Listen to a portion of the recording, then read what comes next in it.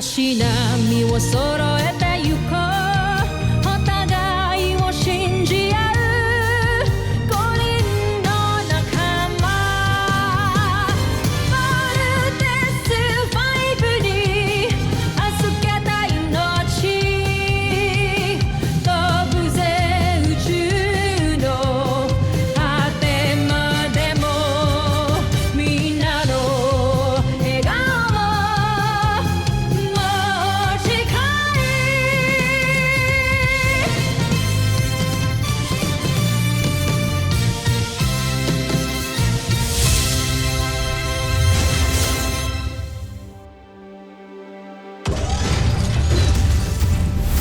Ang nakaraan sa Voltes 5 Legacy. Let's vote in! Huwag kang magpapatalo, Leg! All weapons ready. Ultra electromagnetic beam! Leg, tumakas ka na. Halika sa impilan ngayon din. Tumata ka siya. Napuli natin. Hayaan na natin siya. We have to go back to the camp. Jamie, ito na yung chance natin para patumbayin yung Beast Fighter na yun. Meron pa tayong Beast Fighter na kailangan harapin sa camp. Okay, acknowledge. Let's go back. Everyone! Raise yourselves!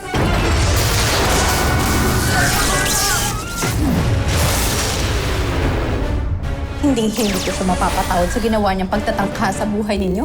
Sana nga ay mahuli ng ating kawal si Judala dahil siya ang magiging susi para malaman natin ang iba pang miyembro ng Voltes. Hindi ko na talaga sa mga Beast Fighter na to.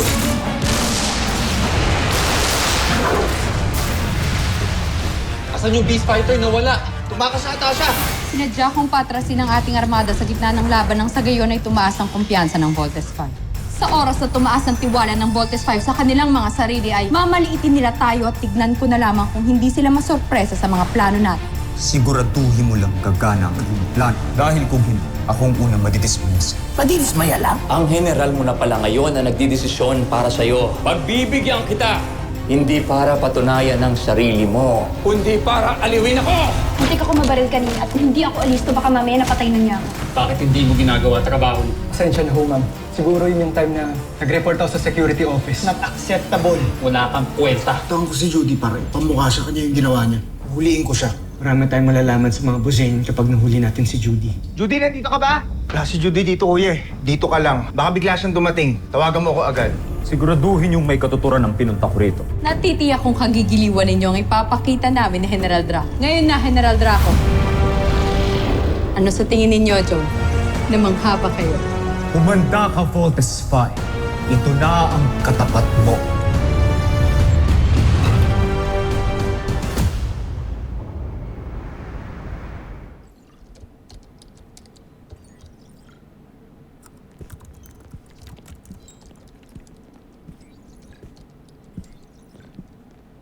Excuse me. Nandito ba si Lieutenant Robinson? Wala si Lieutenant Robinson. Pumunta na sa room ni Little John. I see. Ano yung ginagawa mo?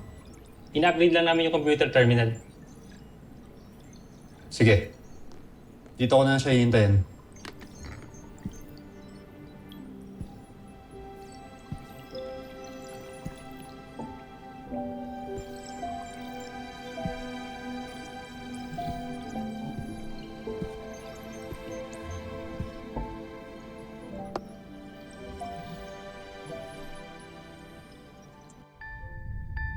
Doble ang lakas na mga kalaban ni Voltes 5, mahal na prinsipe.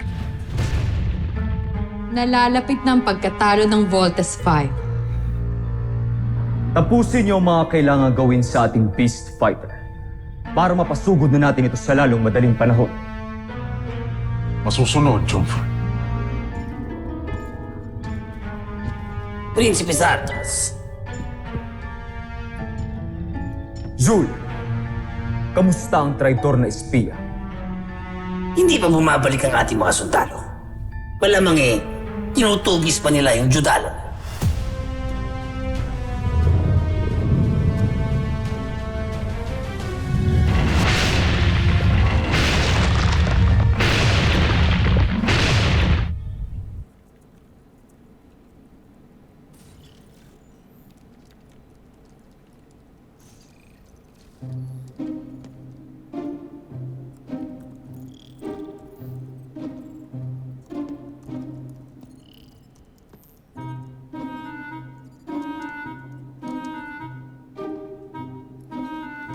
Sir, hindi mo nahihintay si Lieutenant Jamie? I changed my mind.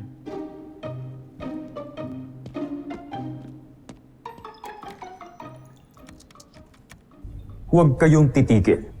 Hanapin niyo pa si Judala. Masusunod, Jompre.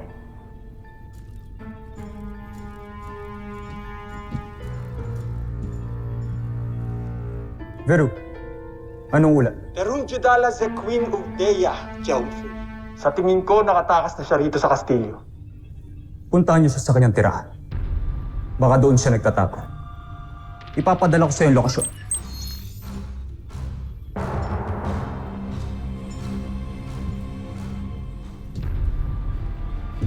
Mukhang mailap ang iyong espiya, Prinsipe Santos.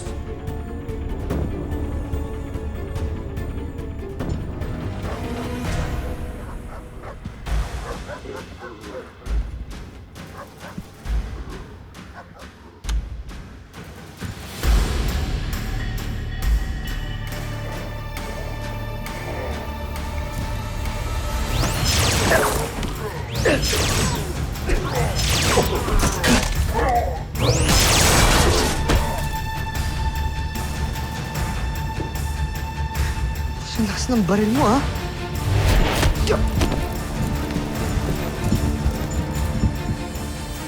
Hindi nyo naman sinabi, marami pala kayo.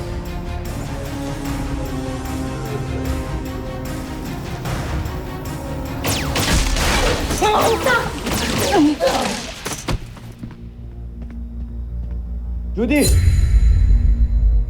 Steve, hindi akong kalaban ninyo.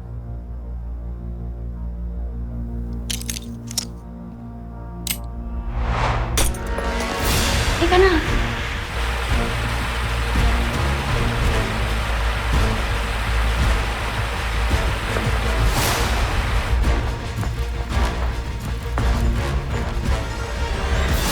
Tao ka ba nakakampi ng mga Buzanian?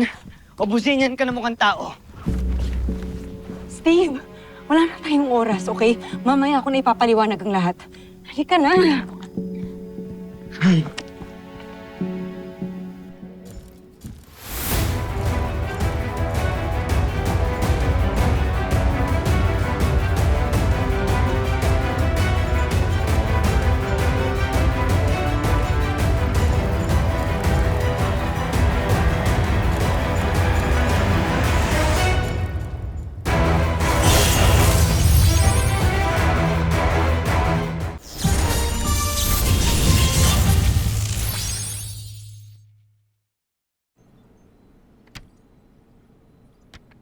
Jamie, pahiram muna ng picture mo.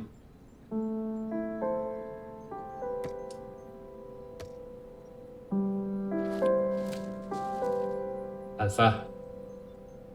Nay, Tay. Ito si Jamie Robinson.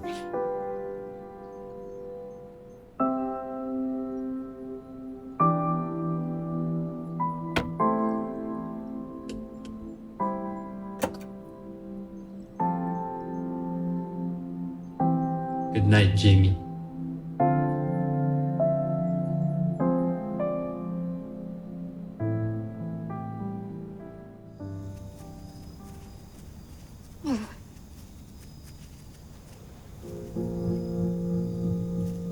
Wala na Wala na siguro siya. Ano? Kaya pa bang tumakbo?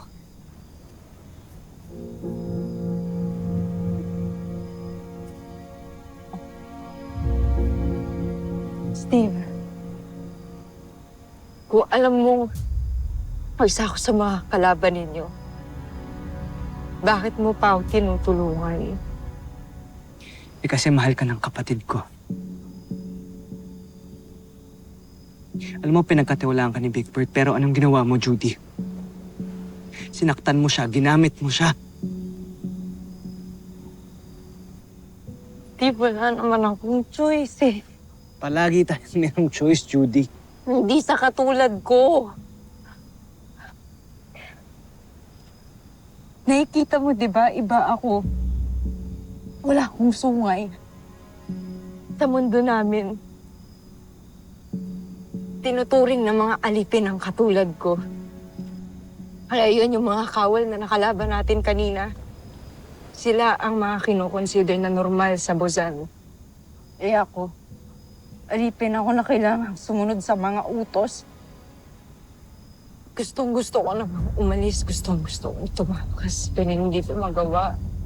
Kasi biyag nila yung kapatid ko, Steve. Inutusan na lang ako mag-espiya. Prinsipe Zardos. Sino si Prinsipe Zardos? Si Prinsipe Zardos, ang prinsipe ng mundo namin at ang pinuno ng Bozanian Star Empire na inutusang sumakop dito sa planeta ninyo. Steve, hindi ko sinasadyang gamitin si Bert. Pero ikaw, may mga kapatid ka. Kaya alam ko na gagawin mo yung lahat para sa kanila. Kaya ito, yung magagawa ko na lang, protektahan si Bert. Protektahan kayo. Hindi alam ni Prinsipe Zardos ang totoo tungkol sa inyo. Hindi ko sinabi sa kanya na kayo ang mga totoong piloto ng Voltes. Bakit mo kami pinotektahan? Kasi mahal ko na yung kapatid mo. Mahal ko na si Bert. Gusto kong makapag-explain. Gusto kong masabi sa kanya to lahat. Pero kung hindi ko na magagawa, ikaw na lang magparating sa kanya, please. Ng lahat ng sinabi ko. Sabihin mo sa kanya na mahal na mahal ko siya.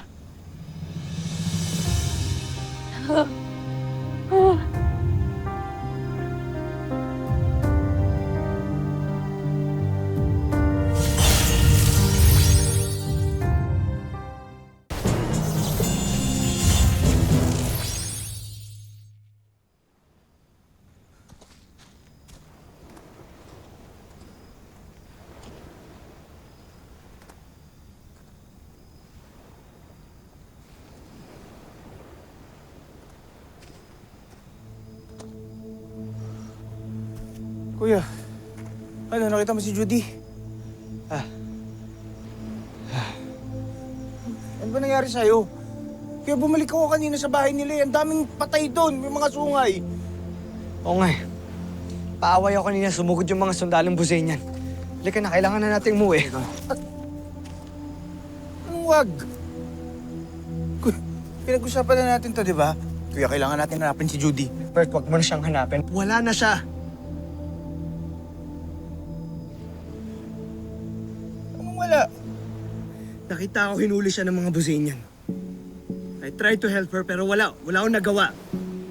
Wala na si Judy, pinatay na siya ng mga Bozanian. Nakita ko, Big Bird. Kuya, spy siya. Spy si Judy. Paano siya papatay na sarili niya? Hindi ko alam. Baka tapos na yung mission niya or pumalpak siya, nagalit yung... Hindi ko alam, Big Bird. Basta nakita ko, pinatay siya ng mga Bozanian. Pinatay nila si Judy. I'm sorry. Nakita kayo kanina?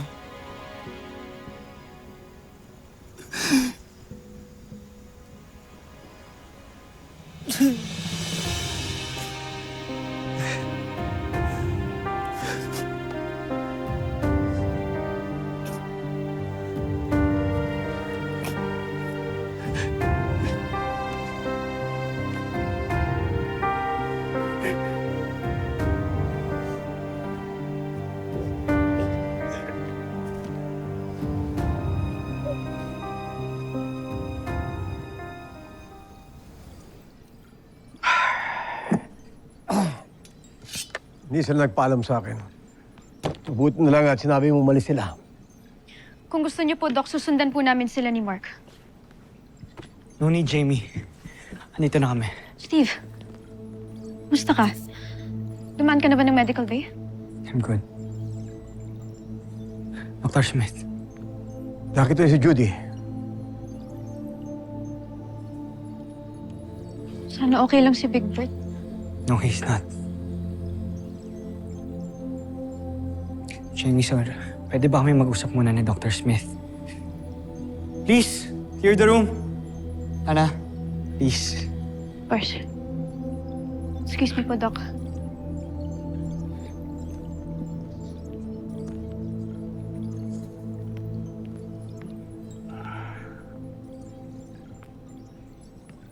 Nakita mo si Judy. Yes, Dr. Smith. Pero wala pa nun si Big Bird. She even admitted the truth na isa siyang spy ng Bosenia. But don't worry, Doctor. Tumiwalag na siya. Hindi niya pinahamak ang Voltes team kay Prinsipe Zardos. Wait. Prinsipe Sardos? Yes, Dr. Smith. Siya yung leader ng Bosenian forces. Siya yung may gustong sumakop ng planet natin. Pero iba ho si Judy. Naniniwala ho ako sa kanya. Alam kong mahal niya talaga si Big Bird, kaya niya tayo pinotektahan eh.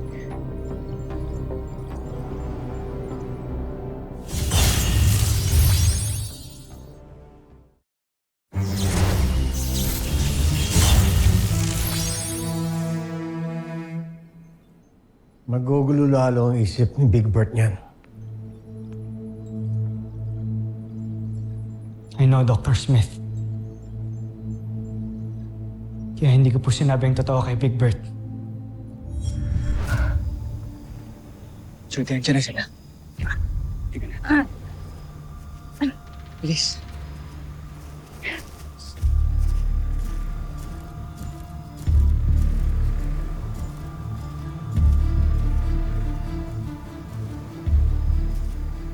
Dito lang sila.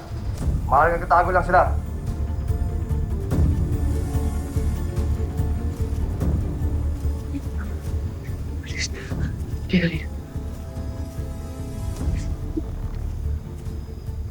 Steve, ako lang kailangan nila. Huwag mo nang ipahamak yung sarili mo dahil sa akin. Umalis ka na. Hindi ako aalis dito.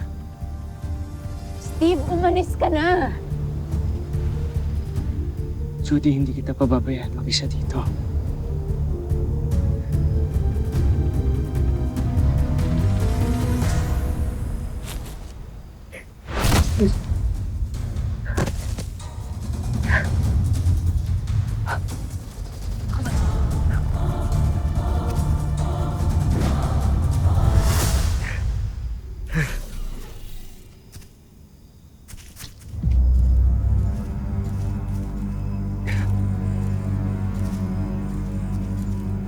Mulit na tayo sa bagong himpilan.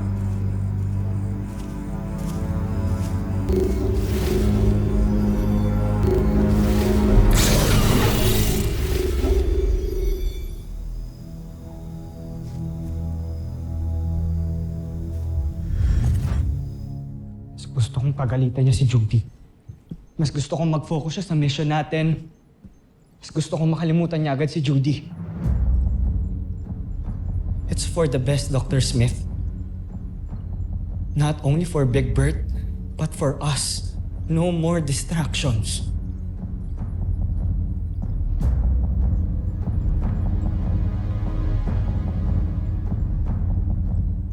I trust your decision, Steve.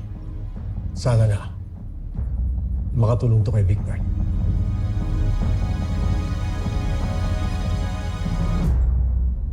Big Bird, open up. Enter.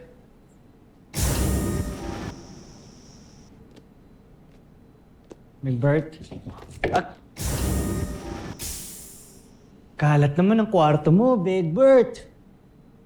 Roberto, hindi mo inaayos to. Oh, laki oh. Ano ba yan? Gila mo nga yan.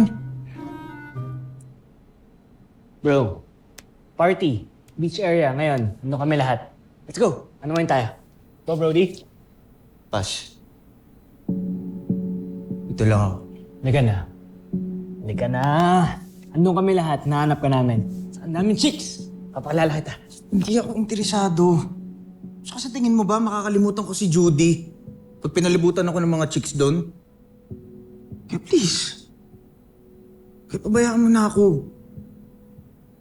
Dito lang ako.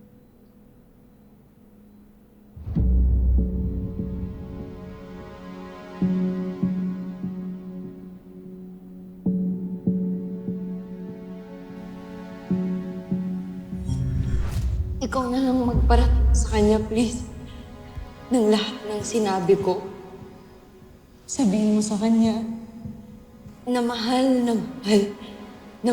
ko siya. Bro, I'm sorry.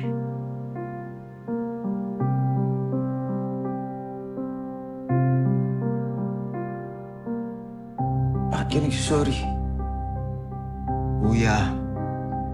Kuya, hindi naman ikaw yung nanakit sa akin eh. Si Judy, di ba? Huwag mo na isipin yun. Okay din naman ako eh. Sige na, mag-enjoy ka dun. Makakalimutan ko rin siya.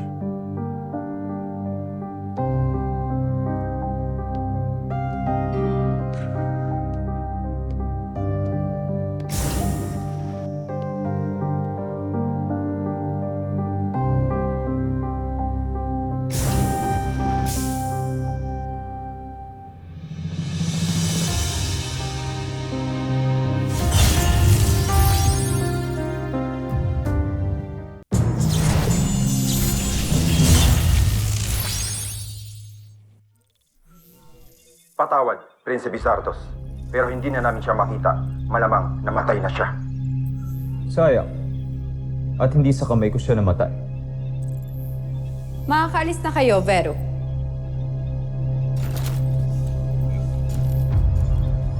Hindi pa rin ang makapaniwalang tindraidor ako ng babaeng ito.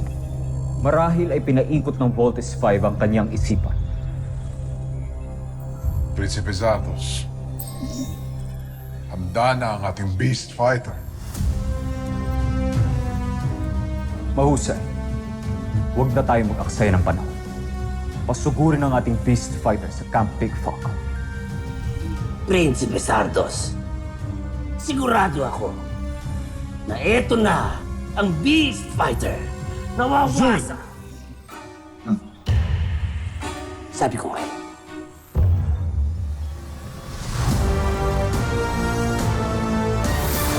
Susunod sa Voltes 5 Legacy.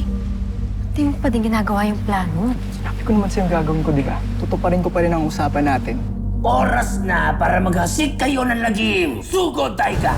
Sugod, Nek! Tapos mo na silang lahat! Yan yung dalawang Beast Fighter na kalaban natin. Parang nag-combine ata sila. Parang na-bolt-in din sila, kuya. Taiga! Nek! Magpakitang gilas kayo! Patayin niyo silang lahat! Okay, let's go, team! Godspeed, Voltes 5!